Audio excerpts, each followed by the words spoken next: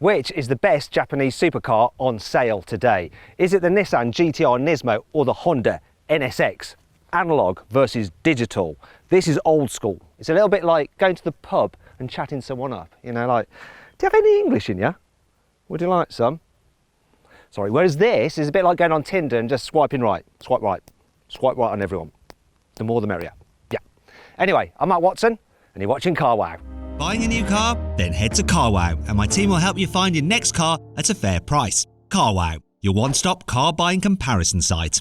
Let's start off this video by talking about the price. So the Nissan GT-R NISMO starts from £180,000, whereas the Honda NSX is a relative bargain because it starts from £150,000. However, when you spec it to be the same as the GT-R, then they come out as the same price. So this one is £180,000 because it's got extras on it like the carbon fibre pack, you've got carbon fibre in the engine bay, you've got the upgraded carbon ceramic brakes which you get as standard on the GT-R. All adds to the price, you see. Now this will be the part of the video where I go click up there to go and buy a new car through Carwow, and you're probably not actually in the market for a new car, but we've got a new service through Carwow which is amazing. If you're thinking about selling your car, you can actually upload the details of your car, send in some pictures, and you'll get great offers back on your car from our trusted dealers, and you can choose which, if any of them, you want to sell your car through. They'll even come and pick it up. Stay good. Click on the pop-out banner to check that out. Alternatively, after the video, just Google Help Me Carwow, and you can check out that service as well as the usual new car buying schemes that we offer. Now let's compare these cars' designs, and they look so different, don't they? So this is a classic supercar shape, very low. It's got a kind of like a smiley face. It's a bit insect-like, especially in this orange paint, which is extra by the way, but it works really well. Do like the number plate they've got on this car, NSX 999, which if you're not from the UK, that's the number you call if you need the police. The GT-R's number plate's pretty cool as well, G3, grrr. And it really has got a grrr about it. It's like an angry fish, like it would just bully you out of the way. Which looks best from the front? Oh, it's so different, but I think I prefer the GT-R ever so slightly just because it's so in your face. This is pure supercar, low slung, mid-mounted engine, whereas this is a GT-R, isn't it? Now you can get a GT-R from £80,000, whereas this one is £180,000. Yes, it's got all the carbon fibre bits on it and the extra bits and pieces, but it is still a GT-R. Can't fault it for fake vents though, real vents. Shame about the cheap plastic badging there. Carbon fibre roof, carbon fibre side skirts, 20-inch alloys all round, carbon fibre rear wing. It does look like this wing is on backwards. Can you see that? All the vents on the NSX, they're real as well because it's got so many radiators. How many radiators, Lawrence? 10 radiators apparently on this. Insane. So it's got 20-inch alloy wheels at the back, 19s at the front. Oh, it's sleek, and a carbon roof. Very sleek looking car. They both have a bit of a problem with their doors, right? This is something very common to both of them. So this is a bit of a faff to open the GT-R's door like that, but it's not quite as much of a faff as it is to open the door on the NSX. So you've got to get your fingernail under there to pop that out. And I've just done my fingernail. Brilliant. Comparing both these cars' arses, you would think that the NISMO was way heavier than the NSX. It's not though. This weighs in at 1,703 kilos, which means it's no lightweight, but it's still lighter than this because this is 1,759 kilos. It's because of all the batteries and motors and hybrid tech on it, you see, adds weight. Interestingly though, while they look very different, they both have quad tailpipes. Hard to spot them here on the NSX, but yes, they're down here and you can put 3 fingers in them, 3 fingers in each pipe. Whereas with the GT-R NISMO, it'll take a whole fist. Look, you can fist it. Sorry. Now let's compare the car's chassis. So the NSX has an aluminium space frame, but it has a carbon fibre floor for added stiffness. Also, you've got your engine mid-mounted. That drives the rear wheels, and it has a 9-speed dual clutch automatic gearbox plus a limited slip differential across the rear axle. You've then got 2 electric motors at the front, 1 for each wheel, and you get torque vectoring so that they can control the amount of power going to each wheel. You've also got electric power steering and 2-stage adaptive dampers as standard. Meanwhile, the GT-R has 3-stage adaptive dampers as standard. How's that for one-upmanship? It's also got hydraulically assisted power steering for that old school feel. The chassis itself is a monocoque steel. The engine is mounted at the front, and then they've got this weird quirky way of doing the four-wheel drive system. So you've got a rear transaxle. However, when you launch the car, that setup does mean that all the power goes to the rear, 100% to the rear, so you get a good launch. Now I'll actually launch this. What the heck is that? Sounds like the world is coming to an end. Maybe Godzilla is heading our way. So you've got that four-wheel drive system. At the back, you've got a limited slip differential, whereas at the front, it does that thing where it'll brake the front wheels to try and do torque vectoring by braking sort of thing. It's not that effective, but it sort of tries to work. Anyhow, let's compare how these cars actually drive by driving them on a twisty mountain road. So straight away, this thing feels like an absolute monster. The steering, you notice it, you go over bumps, it kicks back to you through the steering wheel because you've got hydraulic power steering, old school style. I got the suspension in the medium setting, the drivetrain in aggressive, and the stability on, because this will break traction, it really will. Even though it's got loads of grip, it's got loads of power as well. Whole car is busy though, shaking, wobbling, telling you what's going on. And then in comes the power. Oh, and this thing just flies. Everything is a sensory experience, it really is. The noise, the brake pedal feel, which is strong, the steering, whoa, and the grip. This thing flies, absolutely flies, but you sort of manhandle it around. You really have to wrestle it.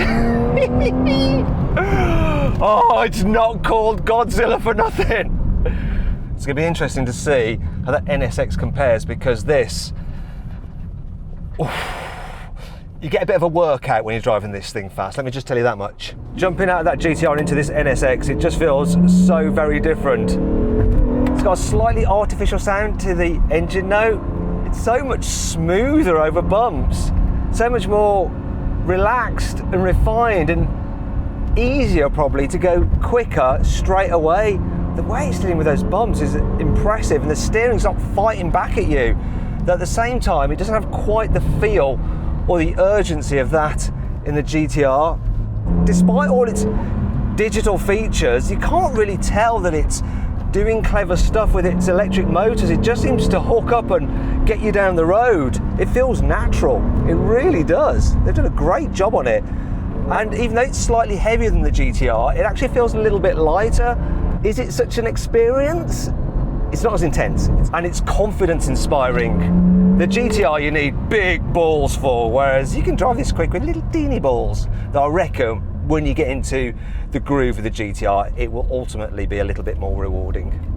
This GT-R NISMO has a claim to fame. It has the biggest brakes ever fitted to a Japanese production car in the history of the world. So you've got carbon ceramics all around, 410mm discs up front, gripped by 6-piston calipers. At the back, 390mm discs, gripped by 4-piston calipers. The Honda NSX's brakes are a little bit smaller. So as standard, you get steel brakes, and you have 368mm discs at the front, gripped by 6-piston calipers, whereas at the back, 360mm discs, gripped by 4-piston calipers. But if you upgrade to these carbon ceramics, then your diameter increases at the front to 381mm discs. And at the back it stays the same, 360. So it's got slightly smaller brakes than the NISMO GT-R, but will that have an effect on the braking performance? Let's find out. Right, let's see how good this NSX stops. So, full emergency stop from 70 miles an hour. Use my specialist timing gear to test it. See what distance it takes to stop. Here comes the line. Oh, is it regenning as well? Regenning, putting some energy into the battery while I'm braking. That's actually pretty blooming good. 41 metres. It stopped from 17, 41 metres. Impressive. Right, now for the Nissan. Let's see if you can beat what the Honda did. Here we go. Here comes the braking zone. What did we get? What did we get? Oh no, look, oh sorry Nissan, 44 metres I'm afraid. Looks like that's a victory for the Honda. Now let's compare these cars' interiors, and yeah, interiors on either this NSX's or the GT-R strong point. So this is an interior like you might expect from a supercar from 10 years ago. It's a bit plasticky in places, whereas other materials do feel quite nice and well made. I do love the seats though. They are super comfy and you sit nice and low. The steering wheel feels nice, but the paddle shifters are cheap and plasticky. Then there's this general layout, it's a bit odd, and the infotainment system, oh, it leaves a lot to be desired, this Honda infotainment system. You don't even get satellite navigation as standard. Then there's the digital dials, which are okay, but they're starting to look a little bit dated. And some of the graphics are a bit childish for a car at this price. Wait till you see the launch control icon. It's just, it's embarrassing. You'll see it soon when I launch the cars. And check this out, the cup holder solution. This. Yeah, brilliant Honda, brilliant. If the Honda's interior feels a decade old, then this feels almost 2 decades old. I mean, have a look at this. Just have a look at it. There's no digital dials here. Well, there is a little digital display with a bit of information, but it looks like they've just stolen that from an old original Game Boy. Quality isn't quite as nice either as the Honda, this leather on here and here, though I do like the Alcantara on the dash of the Nismo, which I probably just dirtied with my greasy, sweaty, sun cream-ridden hands. Like the seats, they're not quite as comfy as the ones in the Honda, but they are more body-hugging. You've got carbon fibre about the place. Plus, look! Cup holders and little door pockets. You don't get door pockets in that NSX, so that's better. It's got cheap feeling paddle shifters yet again, like the Honda though. And this is the thing that I hate about this car. You need to use 2 levers to adjust the steering wheel. You almost break your thumbs trying to undo them. Look, so that's the up and down one. Now I need to release another one for the in and outy one. Look. At least the infotainment system isn't as bad as the NSX is. I mean, it's not the very latest in modern technology, but it's just easier to use than the Hondas.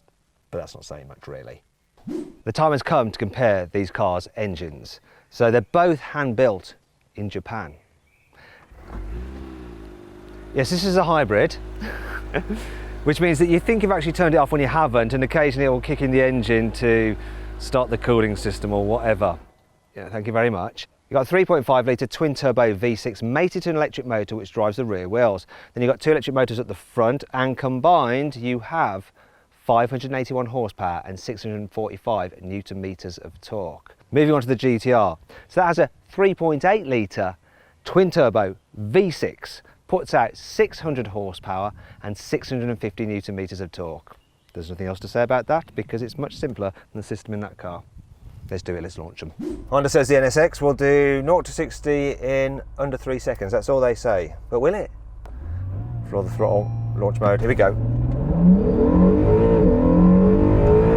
Or 3.29. What's the quarter mile? 12.02. Now the car isn't weird there. It like backed out of the power.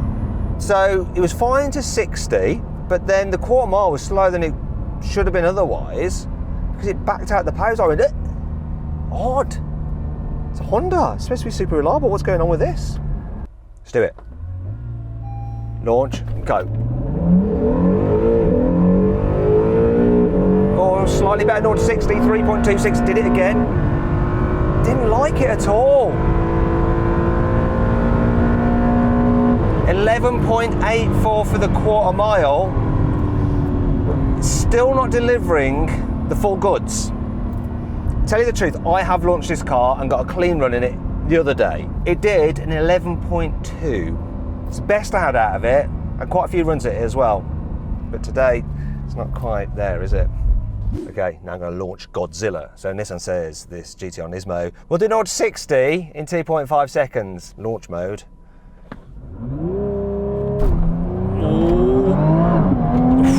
Feels quicker than the Honda, but not by much. 3.19 to 60. What's the quarter mile going to be?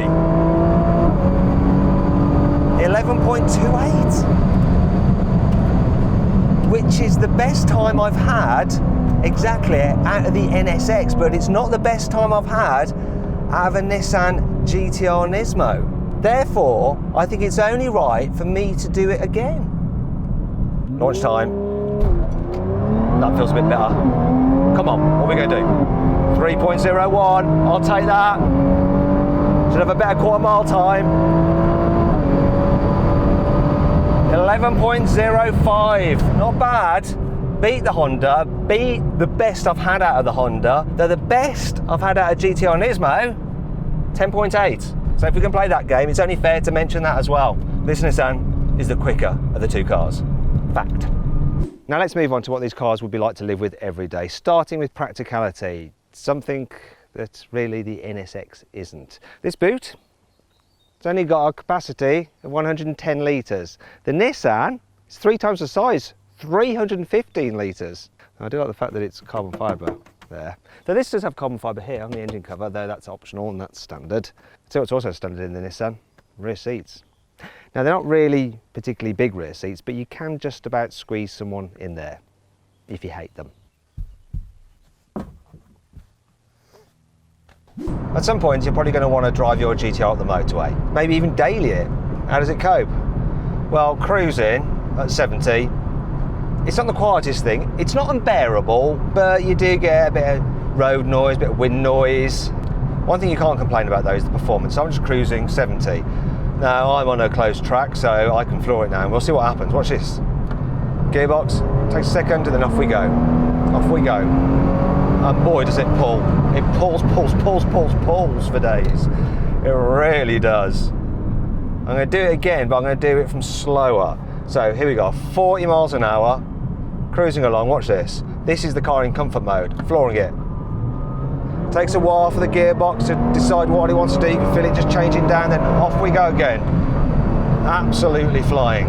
What I'm going to do is show you the third gear roll on from 50, right, just to show you the torque of this engine. So here we go, I'm flooring it. Look at that, look at the speed just build. Wow. Godzilla is quick. Quick. Woo! It's livable.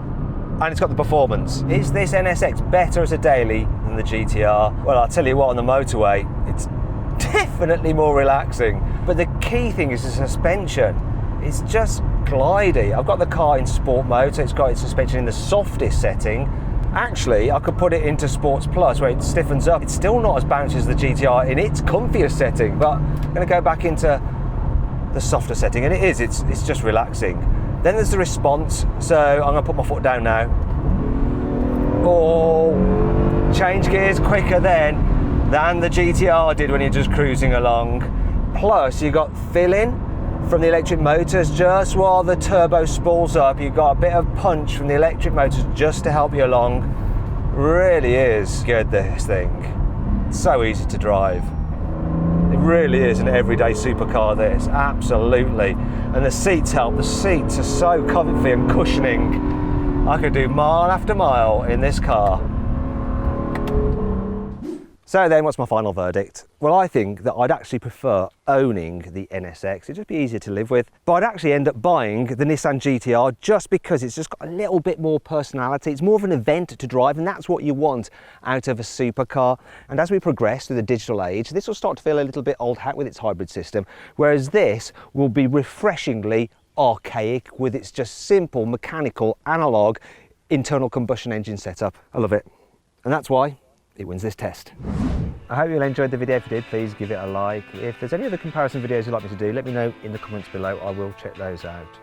Now, I just wanted to share with you how agricultural this GT-R can sound, especially when you start it. Listen to this. Listen to all the mechanical bits moving around. Hear that? The rattling, and if I put it into drive, hear that? It's like clunky. Anyway, if you want to see some more videos, click on those windows there, and if you click on that box there, you can go to carwow to see how much our trusted dealers will give you for your car if you're thinking of selling it. If you're not, you can still sell it anyway, make some cash to go towards one of these.